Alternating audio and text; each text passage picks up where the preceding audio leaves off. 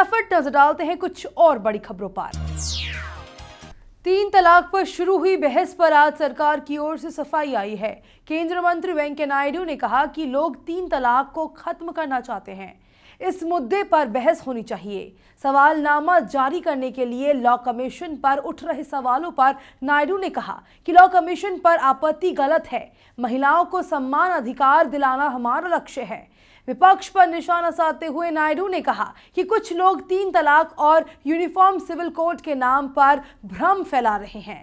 इस मामले में प्रधानमंत्री का नाम घसीटना गलत है। आम आदमी पार्टी के नेता आज शाम दूसरे राज्यों में हुई संसदीय सचिव की नियुक्ति के मुद्दे पर राष्ट्रपति प्रणब मुखर्जी से मिलेंगे। आप नेताओं का कहना है कि दूसरे राज्यों में जो संसदीय सचिवों की नियुक्तियां हुई हैं वे अवैध है। पार्टी नेता मनीष सिसोदिया, संजय सिंह, आशुतोष और गोपाल राय शाम को राष्ट्रपति से मिलेंगे और शिकायत करेंगे कि पंजाब, हिमाचल प्रदेश, मध्य प्रदेश, गुजरात, नागालैंड, पश्चिम बंगाल, पुडुचेरी, राजस्थान जैसे राज्यों में भी संसदीय है जो वेतन भत्ता और की सारी सुविधाएं ले रहे हैं। उरी हमले के बाद पाकिस्तान के समर्थन में आए चीन के खिलाफ भारत ने खुलकर अपना रोष जाहिर किया है। यहां तक कि कई संगठन चीनी प्रोडक्ट्स का बायकॉट करने का अभियान भी देश भर में चलाए हुए हैं।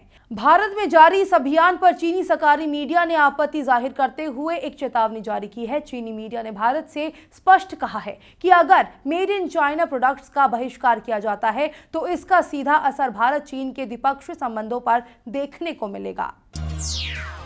मध्य प्रदेश के रतलाम जिला मुख्यालय से लगभग 10 किलोमीटर दूर नीमच मार्ग पर नामली के पास आज एक यात्री बस असंतुलित होकर तालाब में गिर गई, जिसकी वजह से कई यात्रियों के डूबने की आशंका है।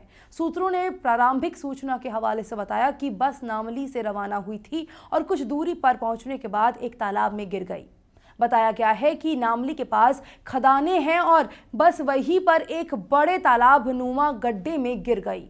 इसमें काफी मात्रा में पानी भरा हुआ है। यूपी के सीएम अखिलेश यादव के अकेले चुनाव प्रचार शुरू करने के बयान के बाद पार्टी सुप्रीमो और पिता मुलायम सिंह यादव ने तेवर सख्त कर लिए हैं। मुलायम ने आज खरी खरी सुनाते हुए कहा कि चुनाव में जीत के बाद पार्टी के विधायक तय करेंगे कि कौन सीएम बनेगा। हालांकि परिवार के विवाद के मुद्दे पर उन्होंने दावा कर दिया कि पिछली 3 पीढ़ियों से उनके परिवार में कोई विवाद नहीं हुआ है। मुलायम सिंह यादव ये भी कहा कि लोगों ने उनके लिए वोट दिया था, लेकिन उन्होंने अपने बेटे अखिलेश को मुख्यमंत्री बनाने का फैसला किया। साफ है कि अखिलेश के बागी बयान को पिता मुलायम सिंह ने गंभीरता से लिया है। आईआईएम को लेकर शिक्षा मंत्री प्रकाश जावड़ेकर और जम्मू कश्मीर के पूर्व मुख्यमंत्री उमर अब्दुल्ला के बीच ठन गई है। कल केंद्र कैबिनेट ने जम्मू में आईआईएम की शुरुआत करने का फैसला लिया था, जिसके तुरंत बाद उमर अब्दुल्ला ने ट्विटर पर केंद्रीय और राज्य सरकार द्वारा कश्मीर से भेदभाव करने का आरोप लगाया था। जम्मू कश्मीर के पूर्व मुख्यमंत्री उमर अब्दुल्ला ने ट्विटर पर लिखा था कि खुल्लम खुल्ला पक्षपात पूर्ण राजनीति करार दिया।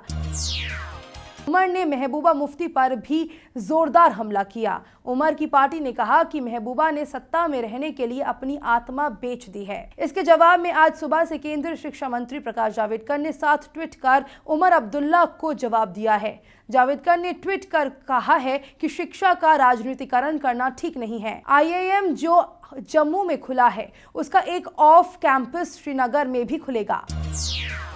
भारत सरकार ने पाकिस्तान के एक अखबार में आज प्रकाशित उस रिपोर्ट का खंडन किया है जिसमें विदेश सचिव एस जयशंकर द्वारा जर्मनी के राजदूत मार्टिन नय के साथ बातचीत में सेना के पीओके में आतंकवादी अड्डों पर सर्जिकल स्ट्राइक को मिथ्या दुष्प्रचार स्वीकार करने का दावा किया गया है। विदेश मंत्रालय के प्रवक्ता विकास स्वरूप ने आज यहां कहा कि पाकिस्तानी अखबार द न्यूज इंटरनेशनल में प्रकाशित समाचार पूरी तरह से मनगढ़ंत और निराधार है। उन्होंने कहा कि 29 सितंबर को विदेश सचिव ने 25 विदेशी राजदूतों को सर्जिकल स्ट्राइक की जानकारी दी थी, जिसमें जर्मन राजदूत भी शामिल थे। उनके साथ विदेश सचिव की इस बारे में आगे कभी कोई बात नहीं हुई। पाकिस्तानी अखबार में प्रकाशित रिपोर्ट में कहा गया है कि विदेश सचिव डॉक्टर जयशंकर ने नय के साथ हाल ही में हुई मुलाकात में स्वीकार किया है कि पीओके में भारतीय सेना ने कोई सर्जिकल स्ट्राइक नहीं की है।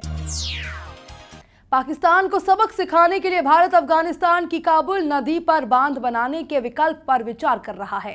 इससे काबुल नदी के पानी का इस्तेमाल स्थानीय सिंचाई और बिजली पैदा करने के लिए किया जा सकेगा। इन प्रोजेक्ट्स के कारण काबुल का पानी अब सीधे पाकिस्तान नहीं जा पाएगा। एक वरिष्ठ अधिकारी ने बताया कि दोनों देश पूर्वी अफगानिस्तान की नदियों पर चेनाब नदी जैसे प्रोजेक्ट्स के जरिए इसे मुमकिन बनाने का विकल्प तलाश कर रहे हैं। अरुणाचल प्रदेश के पेमा खांडू सरकार में जल्द ही बीजेपी का भी एक मंत्री शामिल होगा। सूत्रों के मुताबिक विधानसभा में विपक्ष नेता तामियो तागा जल्द ही खांडू कैबिनेट में शामिल किए जा सकते हैं। इसके बाद अरुणाचल प्रदेश देश का 14वां राज्य हो जाएगा। जहां बीजेपी सरकार में है, वही क्षेत्रीय पार्टियों के साथ सरकार साझा करने वाला ये 6वां राज्य है। पिछले साल खांडू और उनके मंत्री कांग्रेस का हाथ छोड़कर अरुणाचल पीपल्स पार्टी में शामिल हुए थे। परिवार में चल रही तनातनी के बीच मुख्यमंत्री अखिलेश यादव ने बगावती तेवर दिखा दिए हैं। उन्होंने कहा है कि बिना किसी का इंतजार किए चुनाव अभियान की शुरुआत करेंगे। अखिलेश ने कहा है कि बचपन में मेरा नाम मुझे खुद रखना पड़ा, ठीक वैसे ही मैं अपने चुनाव प्रचार की शुरुआत बिना किसी का इंतजार किए करूंगा। परिवार के विवाद पर अखिलेश ने कहा कि शिवपाल मेरे चाचा है और मुलायम पिता, इसे बदला नहीं जा सकता। हालांकि उन्होंने परिवार में विवाद की बात से इनकार किया है। गुजरात में सभा से पहले केजरीवाल के पोस्टर लगाए गए हैं। इसमें दिल्ली के मुख्यमंत्री को ओसामा और हाफिज सईद के साथ पाकिस्तान का हीरो बताया गया है। 16 अक्टूबर को सूरत में होने वाली दिल्ली के मुख्यमंत्री अरविंद केजरीवाल की जनसभा से पहले केजरीवाल का जमकर विरोध शुरू हो गया है। जनसभा को लेकर लगाए गए पोस्टर न सिर्फ फाड़े गए बल्कि कालिख भी पोती गई है। इतना ही नहीं, केजरीवाल को आतंकियों के साथ दर्शाते हुए उन्हें पाकिस्तान का हीरो बताने वाला पोस्टर भी लगाया गया है। हालांकि आप नेता इसके पीछे बीजेपी का हाथ बता रही है। प्रधानमंत्री नरेंद्र मोदी ब्रिक्स शिखर सम्मेलन से एक दिन पहले आज गोवा पहुंच रहे हैं। ये शिखर सम्मेलन कल यानी 15 अक्टूबर को शुरू होगा। गोवा के मुख्यमंत्री लक्ष्मीकांत पार्सेकर ने बताया, सभी तैयारियां पूरी हो चुकी है। प्रधानमंत्री नरेंद्र मोदी आज यहां आ रहे हैं। पार्सेकर ने आज अपनी आधिकारिक कार और सुरक्षा छोड़ दी और मीडिया कर्मियों के साथ बस में कार्यक्रम स्थल तक यात्रा की। ब्रिक्स शिखर सम्मेलन दक्षिण गोवा में होगा। कुल 11 देशों के राष्ट्राध्यक्ष इस सम्मेलन में हिस्सा लेंगे।